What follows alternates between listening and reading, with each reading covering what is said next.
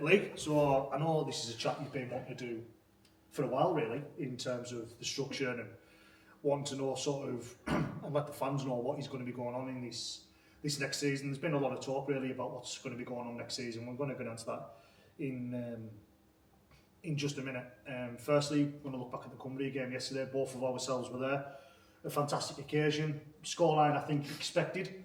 But great to see, I think I mentioned on the commentary for Radio Cumbria yesterday, great to see some of the Super League lads coming back, like Harvey Hill and Brad Singleton, sticking their hands up only a couple of weeks before their pre-season's due to start, and a good few weeks after the season's ended to play for the county, and great to see a side like Nigeria stepping up, playing their first ever game outside Africa, and like you say, great occasion. Yeah, I think shout out to Steve Neal and Barrow for putting that on and giving Nigeria the opportunity to come over. Brilliant from the club, and I think they bought the strip, secured all the sponsors, so massive thing for Barrow to do for them. And they looked, obviously the scoreline wasn't really, it was expected, and the Nigerian team had a great time anyway. You could see the delight on the face that just putting that team on the pitch. What a big side they were. Yeah, huge. I don't think I've ever seen so many big, massive human beings on one field. Our lads put in a really great professional performance, and it was good seeing like Harvey Hill on there. You just see the quality that he brought. Big, aggressive player, didn't take a step back.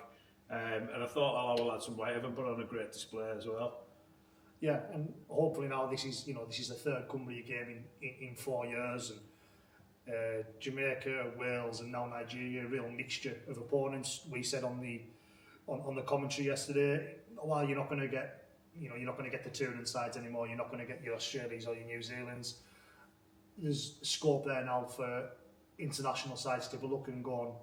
We can go up to Cumbria. You can expect a decent crowd, whether it's the likes of now maybe Ireland, Scotland, France. There's scope there for all three Cumbrian clubs to continue working together to try and keep the top class rugby coming right across the area. Yeah, absolutely. Like historically, we've had some fantastic games up here, and if we put ourselves in that frame by putting on good performances, there's no reason why not.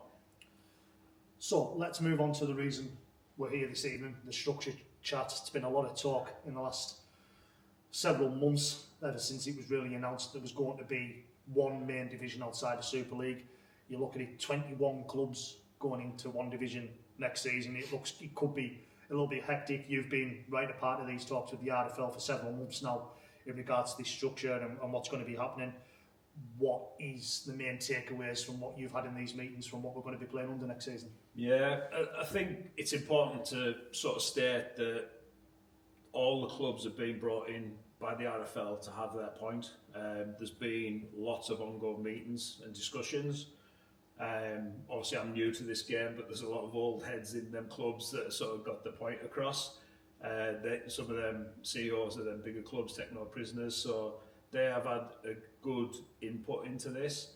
And I think the big thing for all the clubs is everybody, including all the clubs in the RFL, recognise we just couldn't carry on the way we were. No.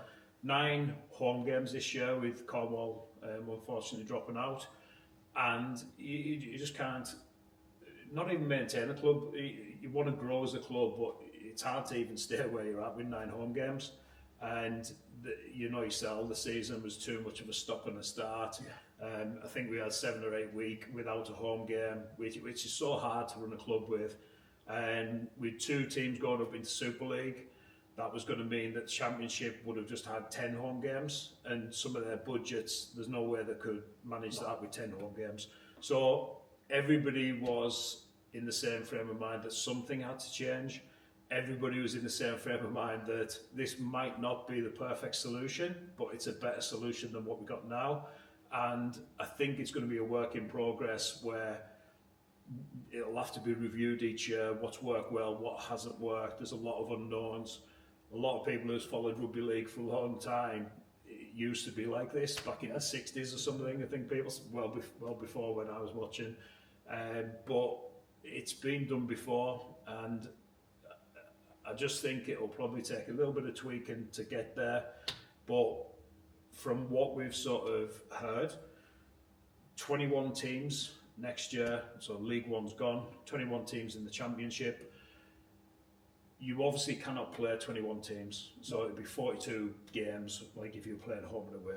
So I think they were saying the Champions League football is a little bit like this structure. It's changed recently. Yeah. So you're going to be in and around teams based on your level. So where we finished last year, which was 8th, we will probably be seeded 19th in the 21 teams.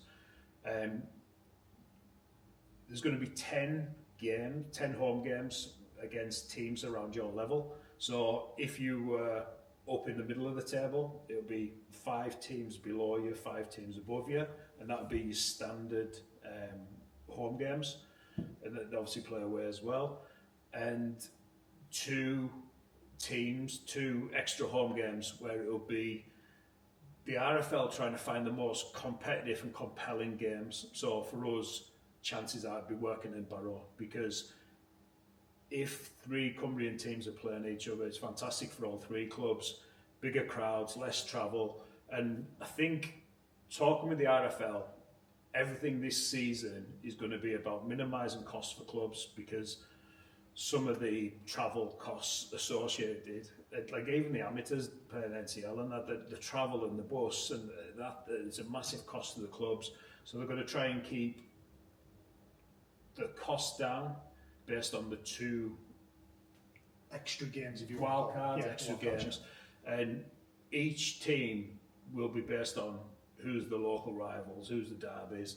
But there's a bit of thinking about that, because then there's London, like who's their local derby.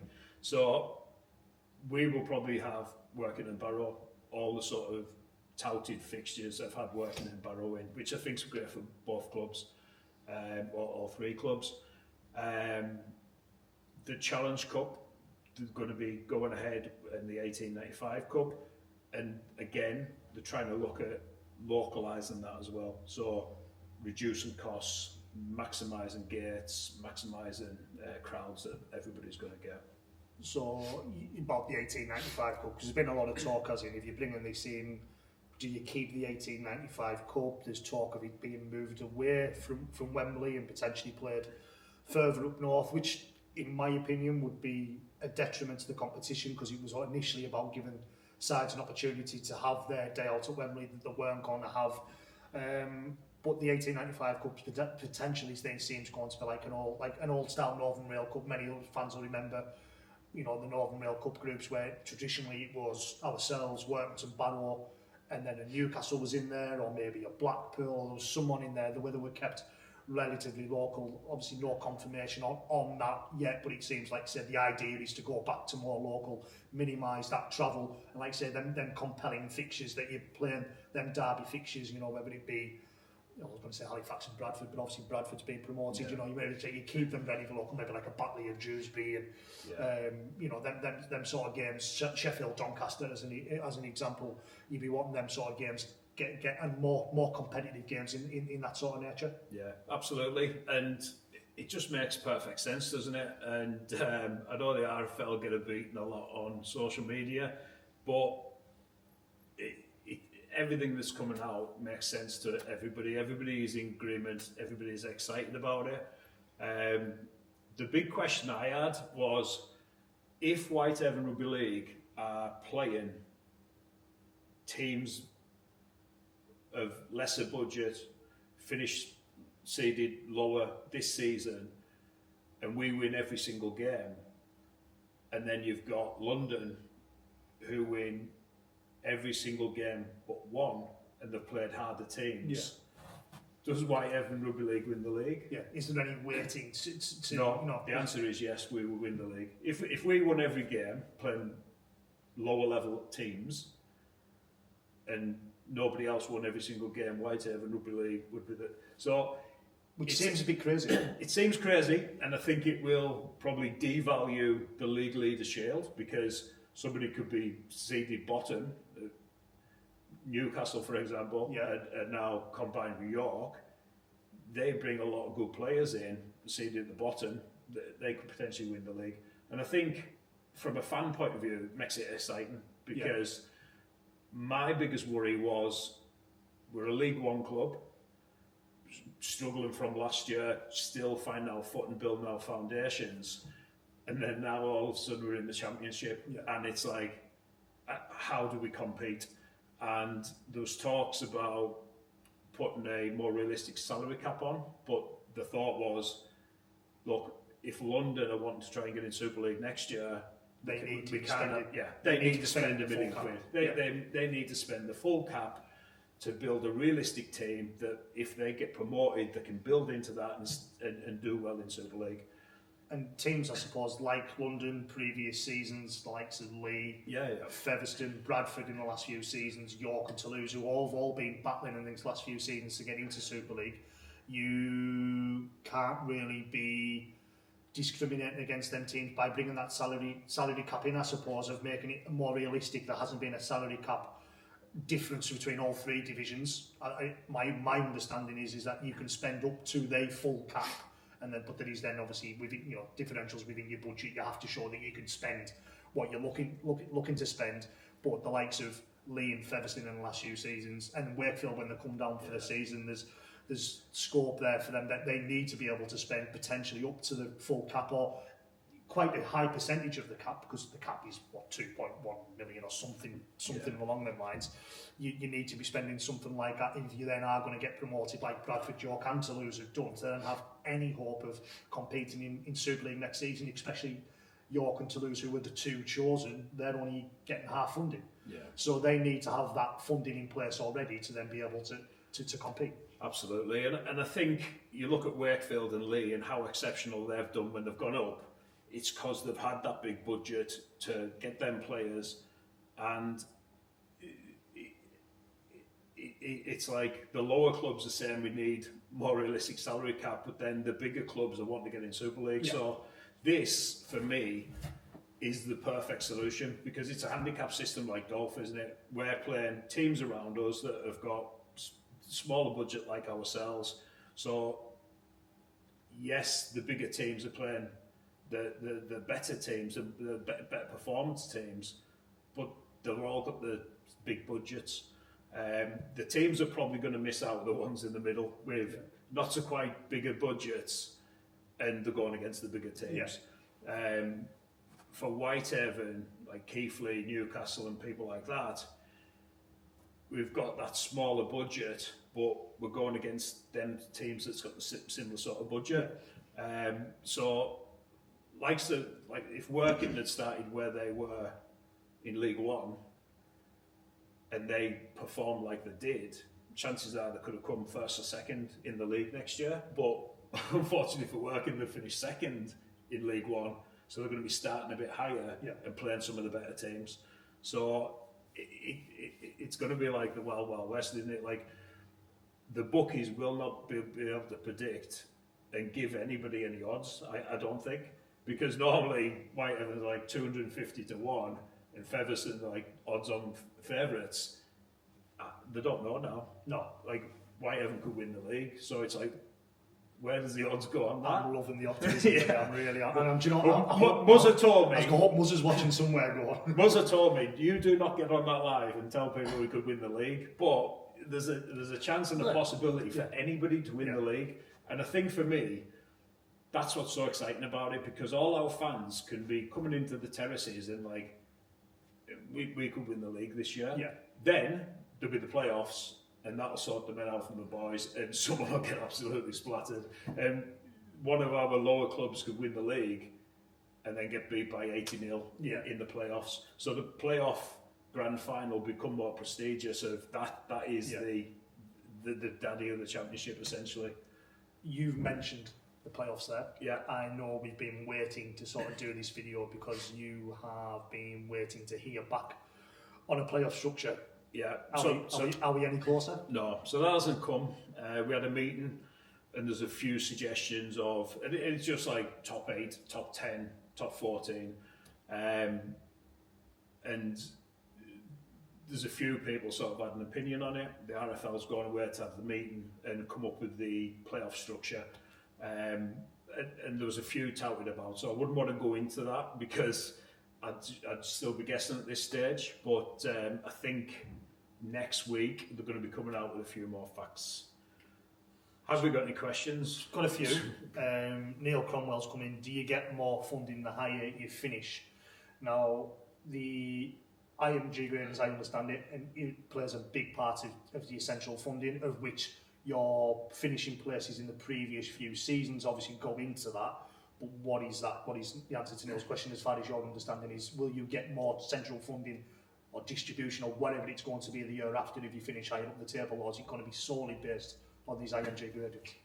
Yeah, so it's obviously same as it has been, where your league position can get top trumped by IMG rating. There was talks of two different things for that. So there was one where it was based purely on league finish, and again, this hasn't been finalised, purely on league finish, or was it league finish with some extra money for IMG points? And I think a lot of people were in the opinion, like, give us some points for the IMG, like, this is something that you guys have brought in. Yeah. This is what clubs have been working towards. We've all been striving for a better IMG score. And for me, a lot of people don't like the IMG, but when you look at what it is, it's basic stuff that businesses should be doing. The idea behind it is, I think, good in terms of, yes, you get rewarded for having better facilities, better background. It's what you get more fans and promote the game, which is essential. Yeah. But it then seems to be taken away, and this is when it first come out, and I was lucky enough to be part of, well, when the indicative gradings were announced. Was it the indicative? No, it was the first lot of gradings a couple of years ago. When it was announced at Media City, I happened to be down that way and went into the meeting. I was there. It was an interesting sort of 45 minutes or an hour, and these sort of questions were getting asked. But I think a lot of fans have got that sort of question in terms of, well, what are you playing for if then by then get the end of the season, teams with 80,000 Facebook followers compared to, say, our 20,000, they're going to get more points. It does seem a bit crazy how it can be weighted, but I suppose that's up for each club, including ourselves, to grow and improve them sort of factors that IMG, RL Commercial and RFL is looking for. Yeah, and you can tell by our score this year, we've gone up 7 places. We're not that far off getting a B category result. And I think for me, when they're talking about the central funding and stuff, it's definitely going to be based on somewhere where you finish in the league. And I think they were going to give so much money per point. So rather than finish and then someone's got a better IMG score, so they instantly scoot up and take their money, you'll get the money based on your position, but an extra lump of money per point. So you can improve your IMG score and get more money, but it'll probably be more based on the league, which this year it hasn't been. It's been a bit sketchy with it. There's a question there for John Stables, who hasn't held back and says, it sounds like an absolute farce. How can you potentially win the league playing lesser teams? It doesn't make sense. And what you said right at the start is that it feels like that Champions League football feel about it, but within the Champions League you pay, they're all seeded into the pots where you pay. There's 4 pots, you play 2 teams from pot 1, 2 teams from pot 2, pot 3, pot 4, etc.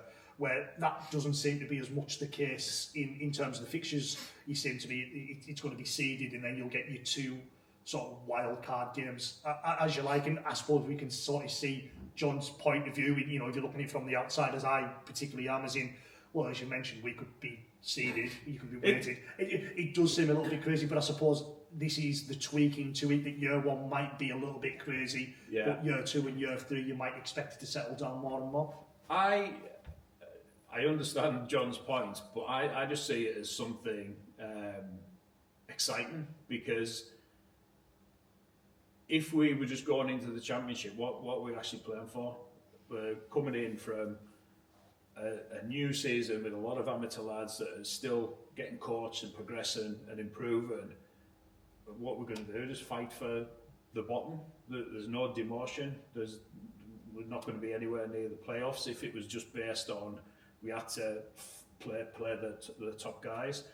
And when they've done some sort of research on this, the research come out that people just don't like to see blowout scores. And it's like, do you really want to see teams getting thumped by 60, 70, 80 points? It was like Newcastle last year. Like, their fans to keep coming, and like testament to them. Yeah. How would that affect our fan base? It would affect it massively. So taking us out of their equation for playing them big teams, there's going to be no blowout scores. You're playing teams around your own ability with the same salary cap, and I think that's the important thing for me. We cannot compete. Let's say we're paying $6,000 for a player, and one of the top teams paying $30,000. Like, we are not going to get them top players to win the league unless we get a millionaire. And I'm not a millionaire. So it's like, I think people think I am, but I'm definitely not. Like, for me, our fans can come back here for the 2026 season excited and like full of hope that we got a good chance of getting in the playoffs, where if that playoff was just based on play all the top guys, and like, we've got no chance, have we? Yeah. So every single team in there has got a chance of getting in the playoffs and getting some extra games. We're all getting 12 home games, so we can build a club and be a bit more financially stable. There's that excitement that anybody can sort of win something. It's more localised, so we've got Workington and Barrow, then big derbies. It's better for all three clubs to get more money in, which helps all three clubs improve and helps us get up them seedings. Like, we don't want to be at the bottom all the time, do we? But how many times have we seen clubs win League One and then nearly bankrupt themselves trying to compete in the Championship and buying players they can't afford? With this structure, each year we can just add a little bit of quality, improve the coaching, bring the lads up to a standard. Like, we can do this in our own pace, and every single year we've got a chance of winning. I think it's great. So, just a question that just popped up there is from... There's lots of questions. There's a few there, but yeah, one I'm going to go with is Grant's, which was right after John's. So say we finish 4th overall, that gives us a massive disadvantage next year, which I do sort of see his point of view, but I think you've just sort of covered that there, is that there's going to be the seedings and such things. But like I say, if you do finish 4th, then if you then playing up against, you're going up against, because them guys with big budgets the following season. I think there must be some sort of algorithm where the lower teams that have paid less teams will be seeded on an algorithm, rather than White Evans come 4th and now we're fighting with all the big boys. It'll be based on a bit of an algorithm to put it back into realistic terms. A few of us have coming in, Kevin, just more of a comment. The seasons are going to be all over the place in the second year, potentially, but in terms of if it was to stay the same, but then you've said there potentially about some algorithms, but then there's scope there for, if you know you're going to be playing the bigger teams, more of the bigger teams the year after, if you've got more of that funding in place that we discussed earlier in terms of potentially waiting for finishing higher up in the league, you can use that to boost your squad. But then who doesn't want more of your witnesses, your Featherstones, whoever may come down from Super League, Salfords, if they continue, we don't know what's going to be happening there. Featherstones, there's scope there for more of them big teams to come. Then if you do hire up, that is your reward, going up against these bigger teams, and then hopefully potentially bigger crowds. Yeah, exactly. Like, if you finish 4th, you're probably talking maybe 100k more than what you could get if you were last. So that 100k is going to go quite far in your budget. So you are going to be more competitive the next year. And like I say, this might not be the perfect solution, but it's a better solution than what we've had this year. And I think that's what every club recognised, that we just couldn't continue the way we were. And I think the fans can say that. They didn't even know. Usually it's like, are we home or away this week? And last year it was like, well, when is it 6 week or 7 week till we're back at home? And people lose that like routine of like, oh, we've got the rugby on Sunday for 6 weeks, 7 weeks, and then it's hard to get them back. So we need that consistency. One thing that hasn't sort of been mentioned yet, and Kieran, I'll go on to your question in just a minute, which is more to do with ourselves directly rather than the structure. Is there any sort of information regarding start dates of when we will be starting? Because it looks to be you've still got an 1895 Cup and a Challenge Cup in there, and then you're playing 24 games. Yeah. You're going to have to start early doors. Yeah, so we're starting earlier. Two possible dates of the 11th or 18th of January, which is really early. And again, then that sort of impacts on getting friendlies in. Just saying that is that as proposed for league, or is that cup competition starting? Or I think that's a cup starting then. But I think last year they had the 1895 Cup where it was just sort of blasted out dead quick. Yeah. This time it's going to be evenly distributed through the year. So if someone doesn't get the greatest start to the season, but they've got through to the next round, the 1895 Cup, there's still something to play for as well. Just going to come back to Kieran's question. And anyone that's in the comments and watching us, there's over 100 of you watching us, and that's hit around 120, 130. We know people will be dropping in and out, so great to have as many of you as you are this evening. Kieran, just coming back, is there any more news on how the big screen's coming along? Yeah, so the big screen is here, and the big screen is an absolutely massive screen. It's the biggest thing that you'll have ever seen in your life. So Fourth Engineering has now got the trailer. We've got a trailer donated, a big massive trailer. So they're going to fabricate it. I think Shane Taylor Weldon from Maryport Way is going to be fabricating it. Fourth Engineering is going to be doing the designs on it. Once it's all fabricated, they're going to get it back and galvanise it, so it's future-proof. It's going to last forever. It's not going to rust when it's outside, and then it'll be good to go for the first home game. And you said all ready to go hoping to be for that first home game. That's the schedule. If Graham Cartwright's watching this, that's the schedule I've given him, the deadline, and he says that's achievable. A few more that's in there. Eric Parkin, how many Legends tickets have been sold? 65 up to press, so we've got 35 left, but I think 65 still really good. I think once people see people queue jumping in the new Legends bar, I think that'll sort of get everybody to get them next year. But yeah, we're happy with 65. If we could get rid of the 100, it'd be amazing. It'd mean there'd be £4,000 a month coming into the club on a regular basis, which is fantastic for cash flow as well. There was one there which was just dropped off there. Is Colin Burns. I always hear people complaining about the entry fee. Could it be dropped a bit to try and get more through the gates? I suppose with that you're stuck between a rock and a hard place, because you do need as much funding as possible coming through the gates. But we also understand as a club, and we've been through this situation ourselves last few seasons, we know how hard and how difficult it is for people out there at the moment, and they are having to pick and choose at times. But budgets need to be, and that some of that, a large proportion of that, is coming from football through the gates. Yeah, we don't get much money anywhere through the rugby, not enough to sustain the club certainly, and that's why we're going to be doing a lot more outside of the rugby. So I think it would just be ridiculous for us to drop the prices, because then it's even worse for the club. I went to work it in town to watch, and Northern Competitions sponsored it, and they made it a £5 entry for every single person that went into that stadium.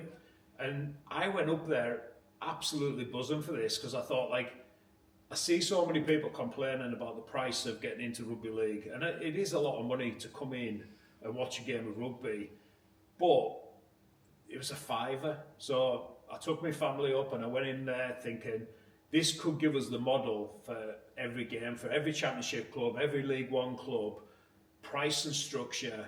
If this £5 entry makes a massive difference, let's go for it. Let's drop the price and get more people in and more spends in the bar.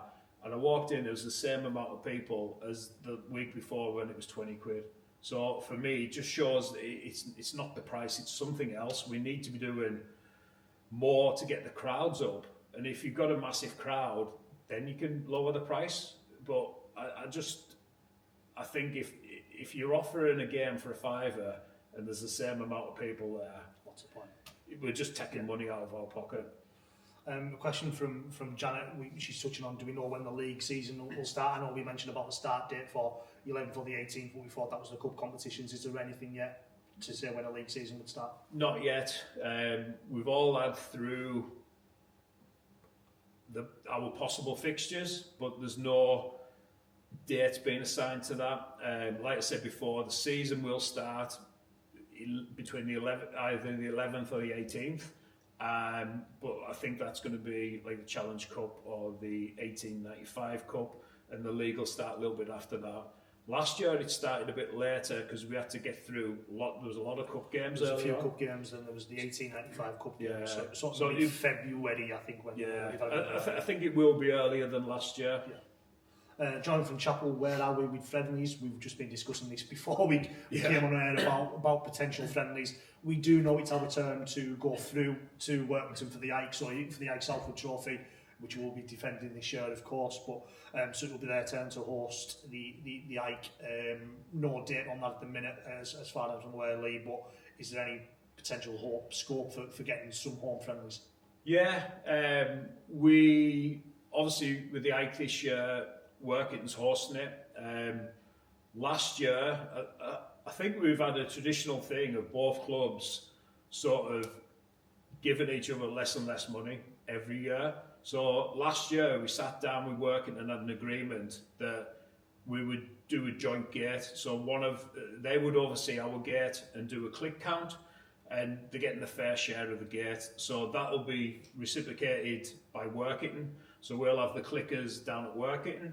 So I think there's like we give them 10 grand more than what they would normally get. So we're hoping the more people from Whitehaven that can get through to Workington, half of that money comes right back to the club, and it's a proper half. So I'll encourage everybody to get through to Workington and support our lads in the Ike. And obviously we're the defending champions, so we need to be going through there in numbers. Friendlies wise, we've approached Wakefield, which Wakefield we've got this strong bond with. They helped us last year. Their fans are always commenting on here. We have such amazing support. One of their fans has just messaged me today actually asking if he can buy a season ticket for the 2026 season and give it away to one of our fans that might be struggling. So like how amazing is that? Yeah. So obviously our natural sort of thing was Wakefield because of the relationship we got. They've got a friendly booked in, and then I think a lot of the Super League clubs are disappearing to some warm weather camps, Tenerife and Gran Canaria and stuff. So we've got another Super League club in the pipeline, which we're trying to get through. Same with Lee Leopards. Messaged Derek yesterday, and they've got a friendly booked in, and they always do the warm weather camps as well. Hopefully one day me and Jordan can go and enjoy a warm weather camp with the lads, but we're not in that situation yet. And I think with the league starting like so early, it's like, where do we even now fit the Ike in? Yeah. Like that has to take priority. We have got a few irons in the fire. So hopefully this week or next week we'll sort of have some answers on the friendlies. Another question that had just popped off was from Grant, when season tickets going to be released.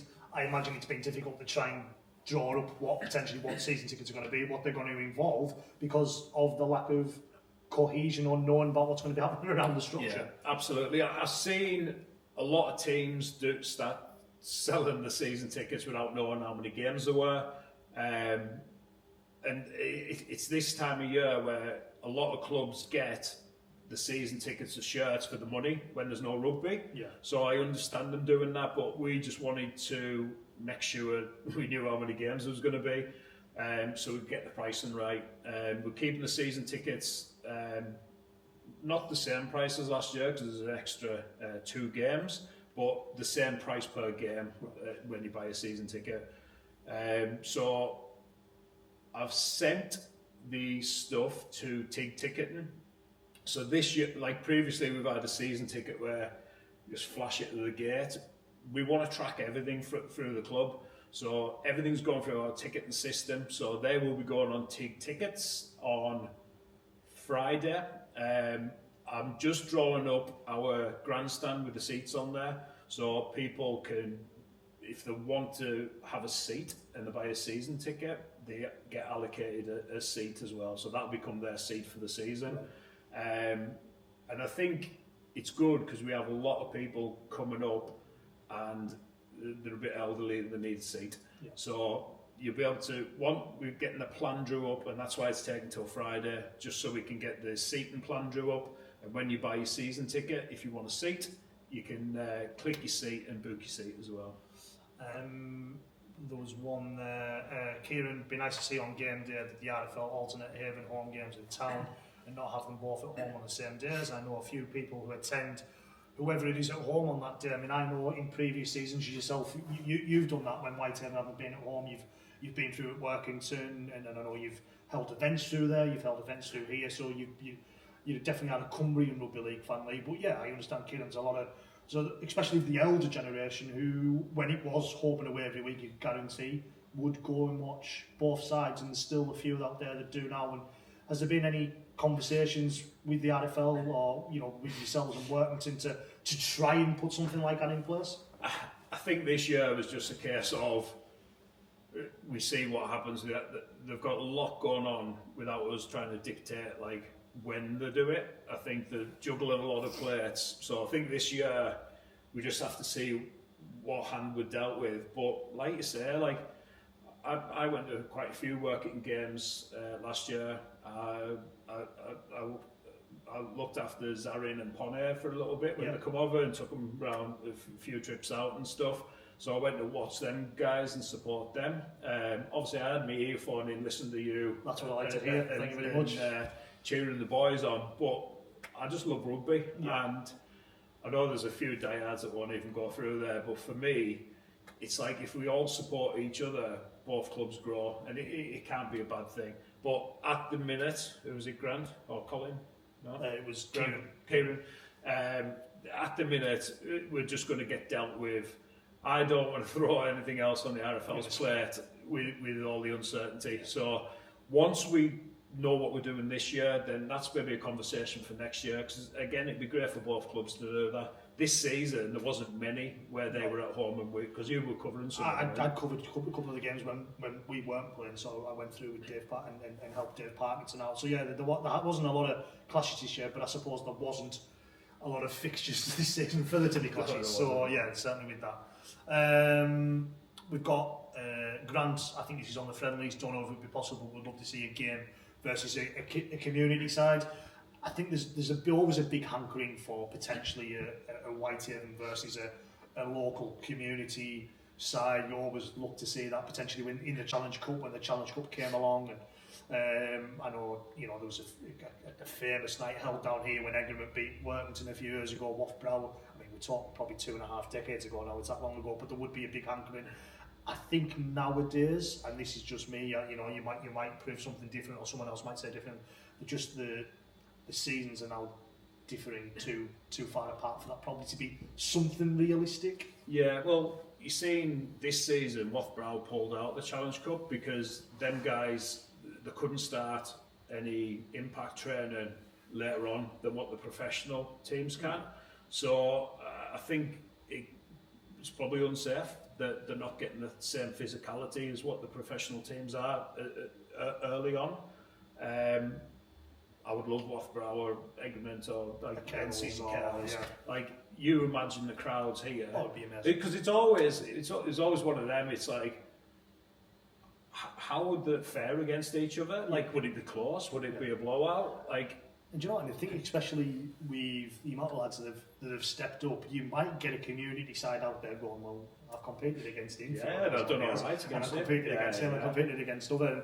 It would be great to see. It'd be great to get a massive crowd in. But I think as a friendly, I think we'd probably say it'd probably not at the moment. You couldn't do a friendly, but the Challenge Cup is going to be more localised. So there's a potential for any of them teams that enter the Challenge Cup could come up here or work it. So it'd be great to get some of the local teams in the Challenge Cup this year. There was one there regarding the mini Maras. Let's take a look from Tay. Is there going to be a mini Maras and the sticker book again this season? That seems to be really popular amongst Eagle fans. Yeah, so some people still haven't collected their ticket bookers from last year. So on this Saturday, just before the game, so the game on at 2:30 again, I'll come down at 1 o'clock and I'll bring down the sticker books from this year. If anybody wants to buy one of them, we'll do them for half price and all the stickers will be down. So if any kids haven't got the stickers from last year, still this year, last season,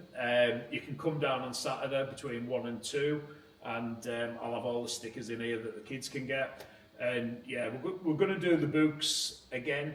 What we'll probably do is just have the books for sale on game day because it's just a bit easier. Because people buying stuff and then, because we're not a shop, we were open at like regular hours, people just struggling getting stuff. So in the Legends bar that we're making, there's going to be all the merchandise, cups, shirts, hats, scarves, and we'll have sticker books in there as well for the kids. One from Tony Hooded, just quickly going back to the structure. We're going to give you about another 5 minutes, guys, so if you haven't got any questions, get them in now and we'll have a look at them. One from Tony Hooded. Our team's going to be playing each other home and away with this new format. So with you mentioned about the season, so we're not going to be playing everyone, but are they going to be playing, is everyone you play, will you be playing them home and away? Yeah, I wanted to give Tony a shout out as well, but I think they're sort of trying to convert this town fan as well, and his comments are getting nicer and nicer about stuff we're doing, so big shout out to Tony. Yeah, mate, there's going to be 24 games, so we're going to play 12 teams at home, 12 teams away, and obviously the playoff games on top of that as well, if we make the playoffs. Then you potentially, so of course, 1895 Cups and Challenge Cup games in there as well. One that what Lindsay asked and was the unofficial forum, the fans forum, Haven Fans, seems to be down at the moment. Not too sure why that might be, but what's the chances of introducing the forum to the official website to sort of help bring in traffic? Kieran added to that, would love to see a new forum. I think it's a must now in the modern rugby league, that every club would sort of have that platform. For me, a sort of forum-based, and you might disagree with that, this sort of forum-based, I think we're sort of going away from that. I think the old message board seems to, it was, in the early 2000s, it was the only way to talk about rugby league online, but I think now with the advent of Twitter, Facebook, there's a number of Facebook groups out there for Whitehaven fans as well as your wider rugby league fans as well. You like to say, it might be something you could potentially look into on the website, but I think more and more sort of your comments and your presence is more your social media based. Yeah, and obviously I'm from a gym and bodybuilding background, and forums used to be massive along that as well. But I think now with the internet so good, you can find a lot of information on there. People are using Facebook and Twitter. That's probably why the obviously that official forum's nothing to do with us, but I can see why people are stopping the forums. What we might be able to do is, because with our website, sort of plugins, I'm not seeing a forum plugin, so it's probably not been requested. Yeah. What we could do for fans is make just a Whitehaven Rugby League group where they can chat amongst themselves, like rather than a page. But it's like the Facebook, isn't it? It's like if you're taking the traffic away from Facebook and your social media pages, it's in the era of IMG, it isn't really what you want wanting to do, I suppose. And I guess with forums, from what I've seen of this club, there's not been as much information readily available for fans. Yeah. So fans like to go in there and find their own information and discuss it amongst themselves. What we're trying to do now is start a new era where they can ask the information, they can put it on our Facebook, and we can do if these lives are interesting, we don't mind doing some of these. Me and Jordan both like talking, so we're just trying to be more open and honest with stuff. And I think that normally the forums, I get sent screenshots of that, is normally people getting slagged off because they've not heard anything, or it's like, what's the club doing? We're going to tell you what the club's doing. So give us this season and see how that works. Let's see, we'll do some more lives if people like them. Maybe even a podcast or something. Get the players on it and stuff. Not going to be popular. To be fair, we'd only get a few words out of them. It'd be the worst podcast ever. Yeah, but give us a year, see what you think. We'll put more information out there. Hopefully there's no need for the forum. We'll go with the two final questions which is on there, which Matthew, I think you've joined us later on, so I've seen a couple of questions I think we sort of covered at the start, but just to recover, how are the teams you play picked, just to quickly go over that again? again? So if we were mid-table, which we're not, we would play 5 teams above us, 5 teams below us, and then 2 wild cards where they're sort of bringing the most compelling games. So for us it'd be Workington and Barrow, because it means less travel for all 3 teams. It's going to be the biggest crowds and the biggest opportunity to bring more revenue in each club, allowing us to grow and become better as a club. You mentioned there about Workington being in sort of one of the wild cards. Does that mean you're not expecting them to be a part of what would have been the weighted fixtures, or the seeded fixtures? Well, obviously because we're near the bottom where we're seeded now, we'll have 2 below us, which was Keighley and Newcastle. Yeah. So we will have 8 above us. Yeah. So that might be working. But so is it, so yeah, it will be potentially, potentially so working. So yeah, the 2 wild cards. If Workington's in ours anyway, they'll give us another wild card that we can have. Final question, and comes in from Jordan, and I'll cover the bottom one from Tay myself. Is the Challenge Cup format the same this season with Super League teams drawn away in the first round if they come in to Championship teams, or is that not confirmed yet? That was really popular last year. Obviously we had Warrington here, Workington had Lee, both great occasions. Salford went to the likes of Midlands off the top of my head. Leeds hosted West Warriors in the end, but how great for the likes of the amateur players of West Warriors from London to have that opportunity to go to Henley as they ended up switching that fixture. Is there any news on that yet? Yeah, so obviously they didn't come in at that first round, they come in at round 3, which was round 1 was the amateur clubs, round 2 ourselves went in and we beat Swinton, and then we got to round 3 where the Super League clubs come in. So I think that's going to be the same this year. The big thing for the clubs this year is that we keep the full gate. So it'll be a home fixture if you get through against a Super. It is a guaranteed home fixture. If you guaranteed home fixture, and the lower club keeps the whole gate, where we had to give half this year. So that'll make a massive. So obviously that's not a given to get to round 3. No, but if you can get there, it's that carrot. It's a carrot of Super League clubs will just get their expenses, and the Championship as it is now, or amateur teams if they're still there, will get the full gate, which would be massive for the club. I'm going to quickly pop on Kieran's before going back to Tays, which will be our final one.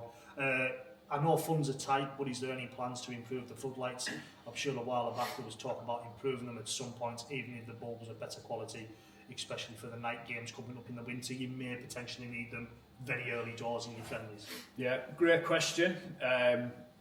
On our recent SAG visit, which is the Safety Access Group? Advisory, yeah. Safety Advisory Group. We had a full electrical testing done of the ground, and the floodlights got condemned because they were in that bad state of disrepair. So Muzzer wants to be on the pitch, so it's all hands on deck trying to find the funding to sort the lights out. So long term, we will be getting new LED floodlights. Short term, because we need to get open, I've got the electrician coming on Wednesday to look at how do we make these existing lights safe, and spend that money to make them safe, to get them on.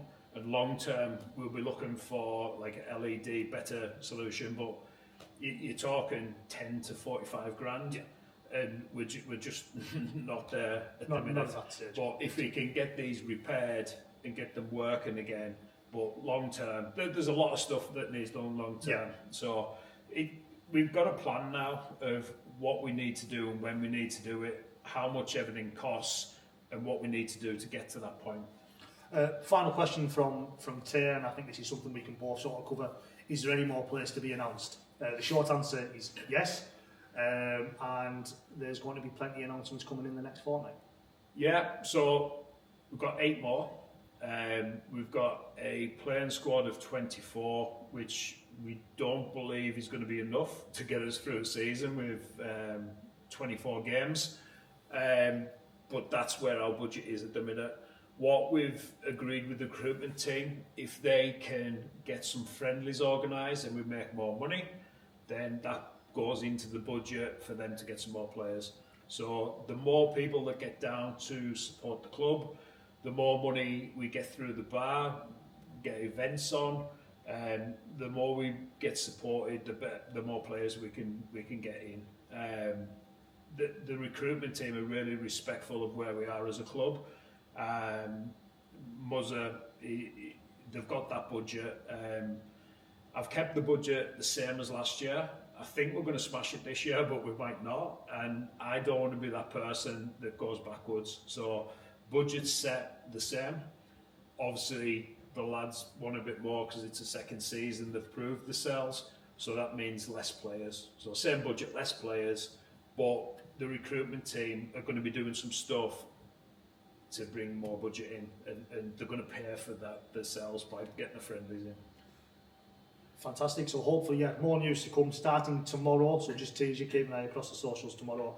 Plenty of announcements coming in the next couple of weeks, and then pre-season up and running in a few weeks' time, is it? Yeah, we do the standards and expectations on Saturday. We do some testing up at my gym, and then we pretty much get going again. So is that this Saturday? This Saturday.